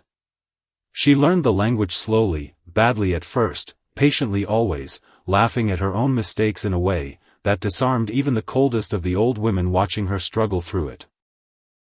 There was an afternoon, deep in that winter, when a hunting party came back empty-handed, after 3 cold days out, and the whole camp felt the particular tightening that comes with knowing food will be shorter than usual before spring. Verity said nothing that evening. She simply went, from lodge to lodge the next morning, with what little she had left of her own stores, quietly, without announcement. By the time anyone realized what she'd done, half the camp already knew, and none of them had heard it from her. And bit by bit, not all at once, never all at once, but steadily, in ways too small to point to on any single day, the camp that had not wanted her began, quietly, to want her after all. It was Sipa, of all people, who came around last, and came around hardest. She had been the loudest voice against the match, from the very beginning, louder even than Holt's early caution, louder than any of the young men who'd grumbled about ties, and horses lost. She had watched Tocho ride home, with a white widow at his side, and something old, and grieving in her had simply refused, for months, to soften toward it. It was Tocho, who finally understood why, and understanding it changed the whole shape of what came after. She was Tani's mother, Holt told him one evening, quiet, near the end of that first hard winter, when Tocho finally asked why the old woman's resistance had run so much deeper than anyone else's. Tocho went very still. I didn't know. You were young when Tani died. Grief makes a man forget to ask questions he should have asked. Holt's voice was gentle. Sipa buried her only daughter, and watched the man her daughter loved wall himself off, from the whole world afterward. And then she watched that same man ride home, finally, with someone else. He shook his head slowly. It was never really about you, and Verity, Tocho. It was about losing, one more time, the last living piece of the future she'd once imagined for her daughter. Tocho went to her that night. Found her alone by her own small fire, and sat across, from her the way a man sits across, from grief he has no right to rush. I loved her, he said. Simply. No preamble. I loved Tani more than I have ever been able to say to anyone, including myself. I did not stop loving her, because I found Verity. I found room, somehow, for both. I don't fully understand how a heart does that. I only know that it did. Sipa said nothing for a long while, staring into her fire. You built a wall, she said finally. After my daughter died. Everyone saw it. No one understood it. I understood it least of anyone, because I built one too, and mine never came down. Maybe it doesn't have to come down all at once, Tocho said. Maybe it only needs one small crack. Mine started with a cup of water, from a stranger, who owed me nothing. The old woman looked at him a long moment, something in her weathered face working, through years of grief it had never fully let go of. My daughter, she said slowly, would have liked her. That is the hardest part of all this, Tocho, if you want the whole truth of it. Not that you moved on. That some part of me believes Tani would have liked the woman, who helped you do it. It was not forgiveness, not entirely, not yet. But it was a door, opened the width of a single crack, and Tocho understood, because he had lived exactly this kind of crack himself, once, standing thirsty in a hostile yard, that a crack was very often all a wall ever needed to eventually come all the way down. There was one more piece to the story, that Tocho did not learn, until much later, on a quiet evening the following spring, when Holt finally told it to him whole. "You asked me once," the old chief said, "why I understood so quickly what a cup of water could mean to a man who'd sealed himself off from the world. I told you about the woman I loved, and gave up. That was true. It was not the whole truth." Tocho waited. "Before that. Before I was even old enough to be chief, before my father's caution ever asked anything of me." Holt's eyes had gone distant, reaching back across years he no longer bothered counting precisely, the way old men let certain distances blur once the exact number stops mattering. "I was young.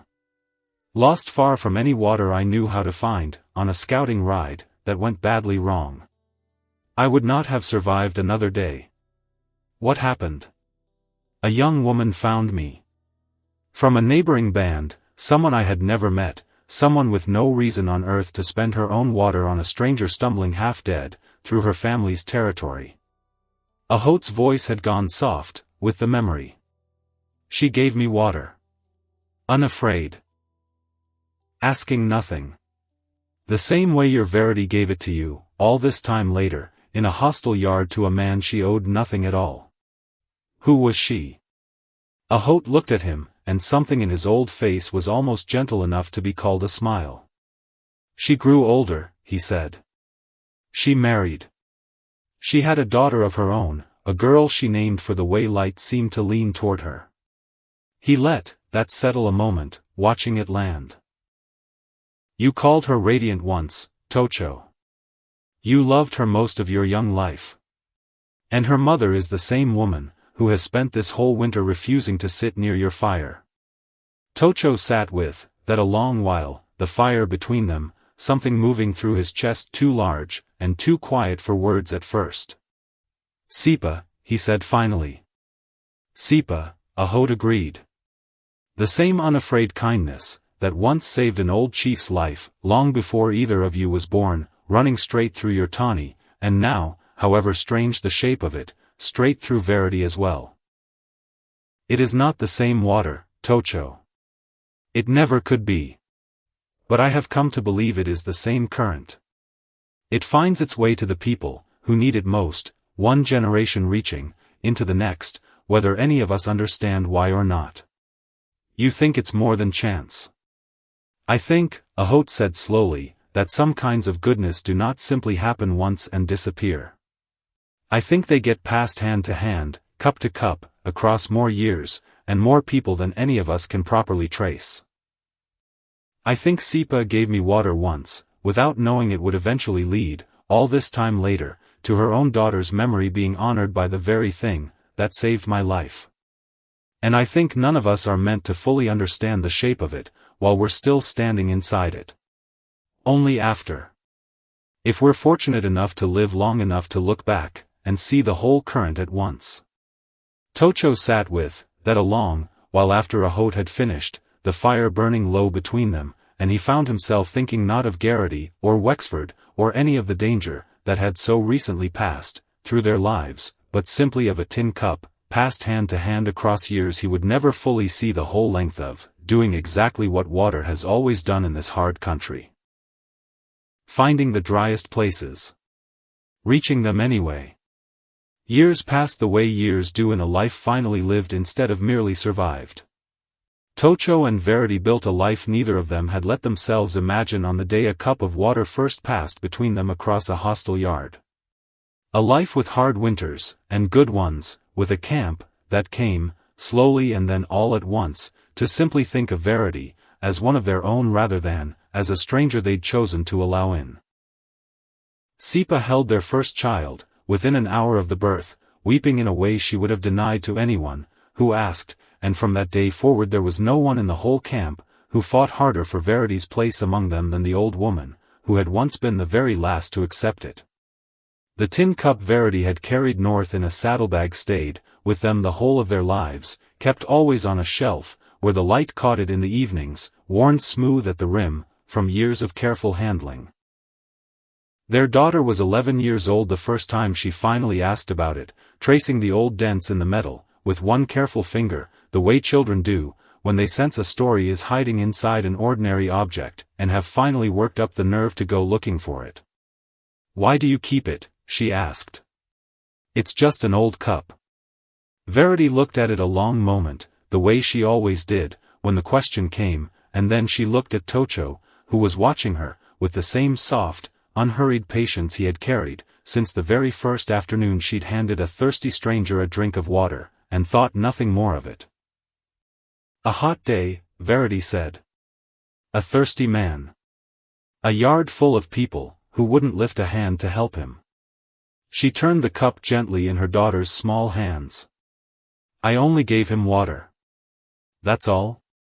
"That's all it ever needs to be," Verity said.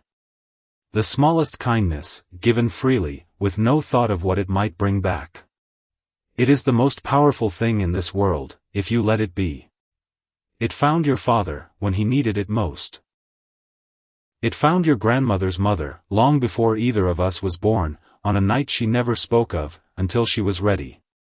And someday, if you're paying attention, it will find you too, exactly when you need it, in a shape you never would have guessed to look for."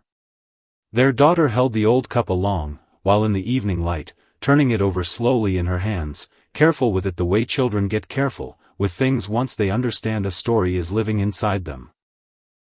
"Will you tell me the rest sometime?" she asked. "All of it. Not just the water part." "Someday," Verity said. "When you're old enough to carry all of it instead of just the part that fits in your hands." Outside the lodge, the whole camp settled into the particular quiet of a life that had, against every fear that once stood in its way, finally been allowed to simply continue. A quiet built, cup by cup, kindness by unremarkable kindness, out of exactly the kind of ordinary courage that never makes it into any history written by the men who mistake paper for power. It was, Tocho thought, watching his daughter set the old tin cup carefully back on its shelf, precisely the kind of ending he had once been too afraid to imagine for himself. Not because it was grand. Because it was simply, finally, his.